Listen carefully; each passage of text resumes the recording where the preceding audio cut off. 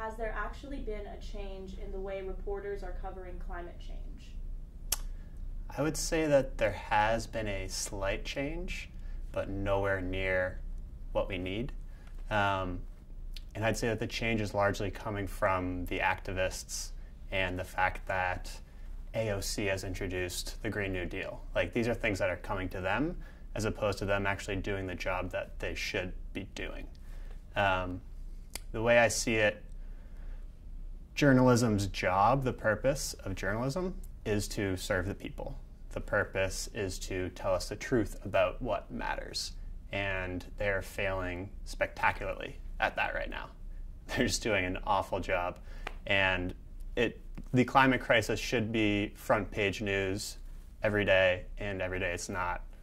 They're failing, I would say. And you mentioned AOC. I wanted to know if you could let me know if there's any other big name celebrities or politicians that you believe are making a change when it comes to discussing climate change. So in terms of celebrities? Or politicians, anybody. Public figures. Public figures. The ones that immediately come to my mind in terms of just famous people that are very well known would be Leonardo DiCaprio. Politicians, I said AOC. Bernie Sanders is very strong on this. Ed Markey helped introduce the Green New Deal with AOC. He's very strong on this.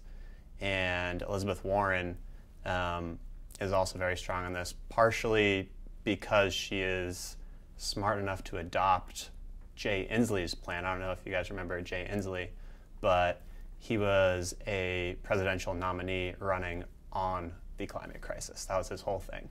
And his team was fantastic, and they put out hundreds of pages of what to do about this. And as soon as he dropped out of the race, Warren basically said, Inslee said, anyone can use this policy. Like, this is open source, feel free to take it. And Warren is one of the people who's stepping up saying, this is excellent. If I'm president, I'm gonna institute some of these policies. So some really well-known people who are helping to lead this charge are AOC, Bernie Sanders, Leonardo DiCaprio, Elizabeth Warren, Ed Markey. These are some big-name, fairly well-known people who are really taking this up on their shoulders and making this a top issue. So, the media. Yeah. Covering climate change. Do you believe that it is impacting public engagement and leadership? I would say it is a bit, just by nature of the media being digested by so many people, but I really don't think they're doing nearly enough. There are some concerted efforts that are doing really well. So the Covering Climate Now initiative had, I think it was 300 organizations covering climate change very intensely for a week. And that's amazing. Like, we need that every week. It shouldn't just be 1 week of the year. And I applaud what they did because they did a fantastic job. And I noticed a spike in the coverage for that week. But by and large, the organizations, the media organizations are not covering this enough. And the ones that are doing a good job are few and far between. Some that kind of stick out to me as doing a good job are Grist, are The Guardian, and the New York Times, sometimes. Usually pretty good, not always. Those are some that come to mind off the top of my head. How is the behavior of the media today, right now, changing the climate change discussion in America? You know, we've been, at least during Climate Week, we saw Greta Thunberg, and we got a lot of reaction through Twitter.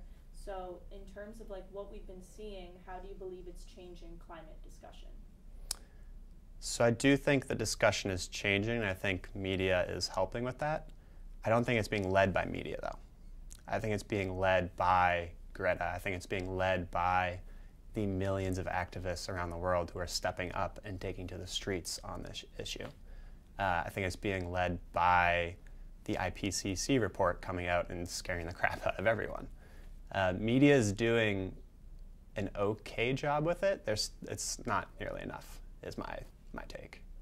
Could you elaborate on the report, what you saw to it, what you thought of it? Yeah, so the IPCC report that came out in October of 2018 compared 1.5 degrees Celsius versus 2 degrees Celsius for the first time ever. And this happened because the island nations at the UN conference were like, we are going to go underwater if the temperature rises to 2 degrees. Their slogan's 1.5 to stay alive.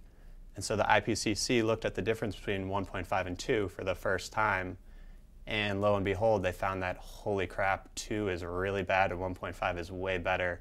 1.5 needs to be our target. I think targets are great. The less warming there is, the better. Every 1/10 of a degree is going to save many thousands, probably many millions of lives, and make the well-being of people across the planet better, not only today, but going into the future. So it is a global issue. Oh, yeah. In terms of the media, do you believe there's been a global impact with this type of reporting, this type of, this type of reporting in general? Yeah, I would say one of the biggest impacts I've personally felt, and I think seen in others, is the video footage and the images of these Friday for Future school strikes. This is the movement that Greta Thunberg started, and you see these images, and if you haven't yet, that might tell you something about the media. From September 20th to the 27th, there were 7 million people who took to the streets to demand government action on climate change. And seeing the footage of that is kind of mind-boggling, because I've never seen so many people in one place. To put it in perspective, from Germany alone, over 1 million people were striking. I was in New York City when Greta was there, and there were over 250,000 of us in the streets that day, and the footage of it is crazy because you just see all these little ants like going between the New York City buildings. And there's a lot of good energy, a lot of amazing signs in those demonstrations. And I think that itself, conveying that footage to other people, is one of the most powerful things the media can do. Why do you think media decision makers were slow to cover climate change? And do you think the public's relatively new concern about climate change is related to how the issue has been covered in the past? So I think the media has been slow to cover it because of a couple of reasons. One, they think it's bad for their viewership. They think it's bad for ratings. And that may or may not have been true at one point, but their job is to serve the public. And if it's bad for ratings, they're probably just not talking about it in the right way, because this is the biggest story of our time. The fact that they're missing this is honestly kind of a disgrace. This is going to be the story of our generation, and it should be talked about every day. In one way or another, it can be tied into pretty much any news story. How do you think society is reacting to the media's current coverage of climate change? I think society is really stepping up and grasping this for the first time. Not as a whole yet, but more people than ever have before are truly grappling with what is at stake here and what's going on. And that is fantastic, because we need as many people as possible to step up and do what they can to help solve the crisis, because this is really an all-hands-on-deck situation. Yeah, I forgot the rest of your question again. No. I'm having a hard time answering it, because my fundamental belief is that the media is more reacting. They're not leading on this. They're covering the millions of people who are starting to step up. They're covering the storms that are happening more sometimes more frequently, but they're happening. There's more destruction in all the storms. This thing, it's getting worse and worse, and it's getting harder for them to turn a blind eye, almost.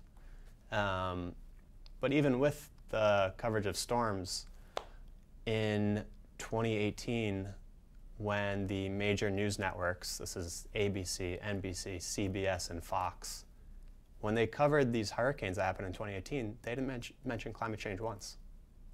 Like, they're failing to cover this story.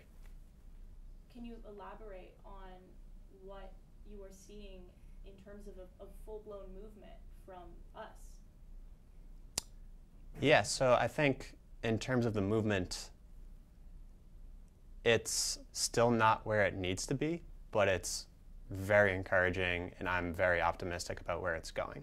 So if you were to have asked me,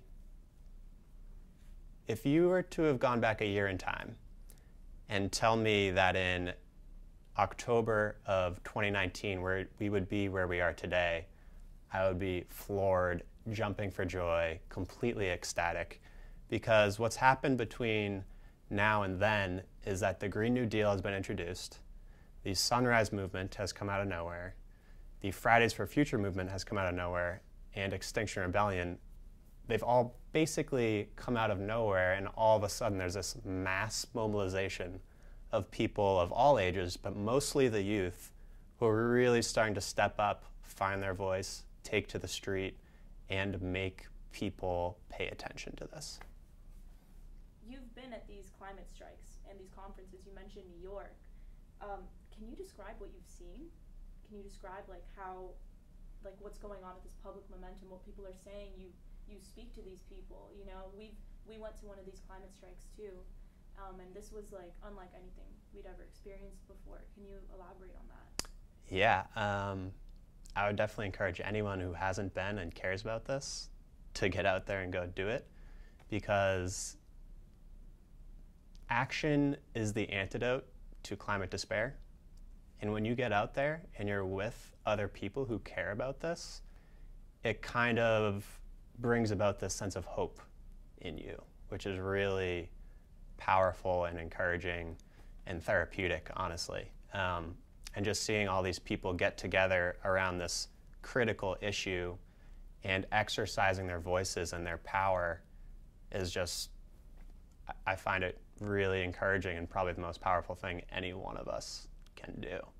So yeah, I think the energy is fantastic. People are expressing themselves, whether they're pissed or joyful for the opportunity to be there and hold their signs and speak truth to power. It's a wonderful place to be. So what is it that you'd like to see more of from the media, just so we know? I would like to see the media cover climate change more in volume and in quality. In 2018, those mainstream networks, ABC, NBC, CBS, Fox, talked about climate change for less than 2.5 hours over the course of a year, combined. That's disgraceful. So they need to be talking about it more. They need to tie it in to their existing stories to connect the dots for people. So when we have these extreme weather events, they need to say why these are happening more often, why these are more destructive, why they're costing the US more money. And they need to talk about it in a way that isn't so much doom and gloom, which needs to be said, but our brains are wired in such a way that if that's all you hear, people shut off. Like, you close your eyes to it, you turn away, you don't want to see what's going on because it's too much. And we need to know what the solutions are. People need to know what they can do about this. They need to be empowered and activated to actually address the problem. So that could also be a reason why their ratings are so bad, because when they do talk about it, they're not talking about it the right way. So yeah, I would encourage the news networks to get more people on the air who are being affected by this, which includes frontline communities, people impacted by these storms, and also some more climate scientists who can explain clearly what is happening. A response a lot of people have to climate change is that it's too late, this is all over, there's nothing we can do. And that attitude is not only wrong, but it's very harmful, because that spreads to other people and then they shut off, they don't do what they could potentially do. Now, it is true that there is a certain amount of climate change, climate harm that is already locked in. That's based on what we've already done. We likely can't do anything about it. But the key thing to know is there is a vast difference between the best case and the worst case scenarios. And we need to do everything we can to get closer to the best case scenario because the well-being of billions of people is on the line. To give you an example, if we can stay under 2 degrees, a lot of people are going to be harmed, but it's going to be nowhere near what would happen if 4 degrees were to come to pass. If 4 degrees were to come to pass, the World Bank, this is the World Bank we're talking about, they're not like climate hawks or anything, they say something along the lines of there's no guarantee that we would be able to adapt to a 4-degree world. So the difference between limiting warming to something around 2 degrees versus letting runaway warming happen, or 4 degrees or more, it's the difference between having society collapse and having something we can deal with and build on and make a safer, healthier, and more just planet. So, is combating climate change possible, and how can we go about doing that? So, there's no way to solve climate change. We've already done so much that there's going to be a certain amount that is already locked in. And we're already experiencing it today. The temperature's already risen by 1 degree. We are probably going to rise close to 2 degrees or more. We're actually on track for 3.5 or so degrees right now. But the key thing to know is there is a vast difference between the best and worst case scenarios.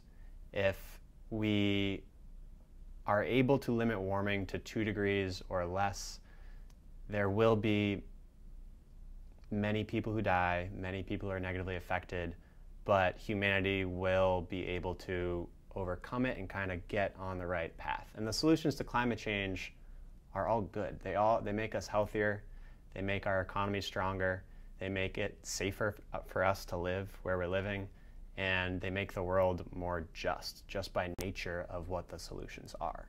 But if you compare that 2-degree world, even if it has some bad effects just because of the nature of climate change and what we've already done, if you compare that to the 4-degree world or more, you get close to society collapsing. Like, there's a very dark edge of what is possible if we let this get out of hand, which means that everything that we do, especially now and today and tomorrow and this year, is vitally important because it gets us closer to this 2-degree world.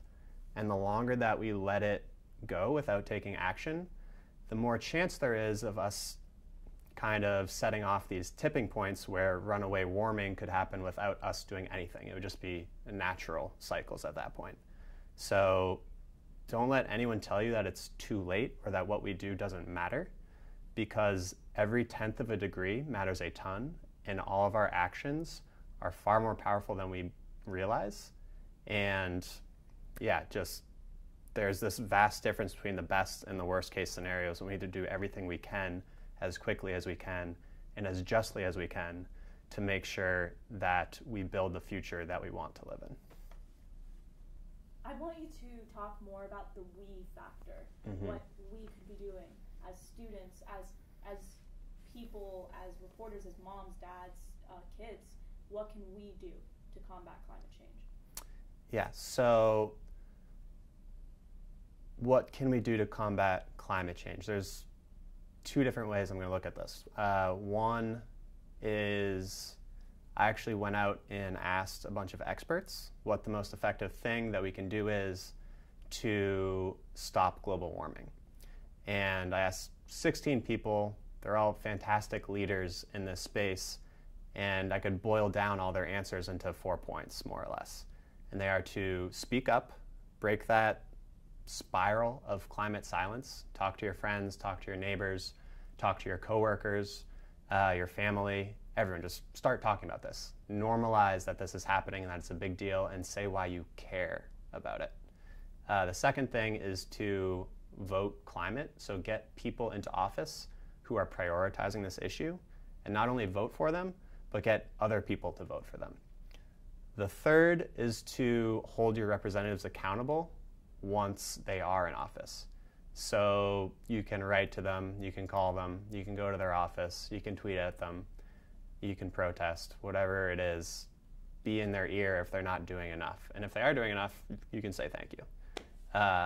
And then the last thing is to join a movement, to collaborate with other people, get organized, and start doing things together that you wouldn't be able to do on your own. Bill McKibben says that movements are, history would indicate, the most effective thing that we have to changing the big systems that we live in. And then the other way that I think about this answer is to break action down into different levels. And so you can think about it as if there are 4 levels. There's what you do on the individual level. There's what you do with your family and friends, what you can get them to do to become more sustainable or do sustainable activities with them. The third level is doing what you can in your community or in your company or at your school, whatever that institution is that you are a part of, and start talking to the leaders of that institution, get your coworkers or fellow students to come together and make changes where you are known. And the last one is trying to affect policy and economics. This is like the big picture change, and that's where talking to your representative and protesting really come in. So the most impactful things that you can do are to organize with others, to collaborate, to step up and either protest or get your company or your institution to start changing its ways, because that is a scalable systemic change that you're helping to make. And then the other really big thing, which is really easy, is to just start talking about climate change. Like, speak up about this issue. Talk to your friends, talk to your neighbors, talk to your coworkers, talk to your family, talk to everyone about what is going on and why it matters to you, because it does make a difference. We are a very social species, and when we hear people talk about these things, we start to realize that it's important. We start to care about it more, and that in turn leads to more action.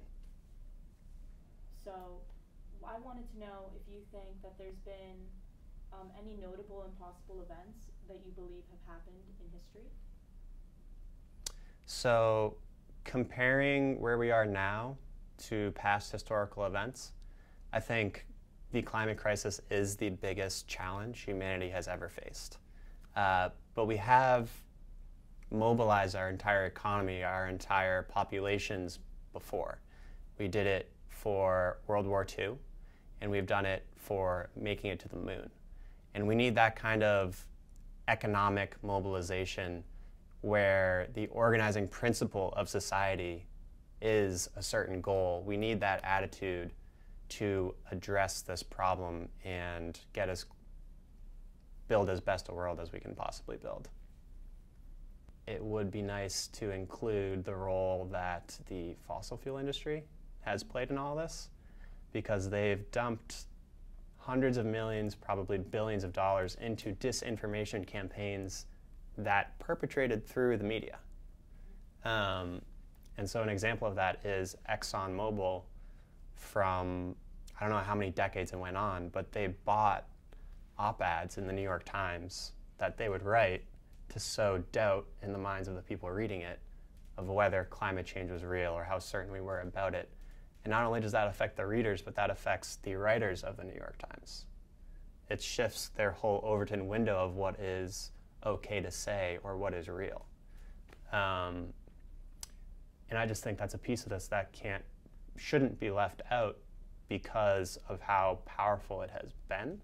And even today, I don't know if it was after a debate I saw or a segment I saw on climate change, one of the few, the first commercial after that segment was an ad by ExxonMobil. And they're spewing whatever they're spewing, but they're still trying to steer the public towards burning more fossil fuels.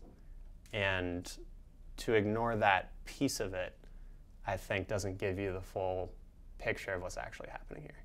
So, and I think it broke in 2015 about just how deep this disinformation campaign was. It was actually broken by Inside Climate News, who I should have mentioned earlier because they're awesome. But yeah, at the end of the day, we are the ones making the planet warmer. Therefore, we can turn this ship around and build a healthier, safer, all right, hold on. At the end of the day, we are the ones making the planet warmer. Therefore, we can turn this ship around and work together, use our own skills, experiences, connections, resources, whatever it has, we can all contribute something to make this a healthier, safer, and more just world.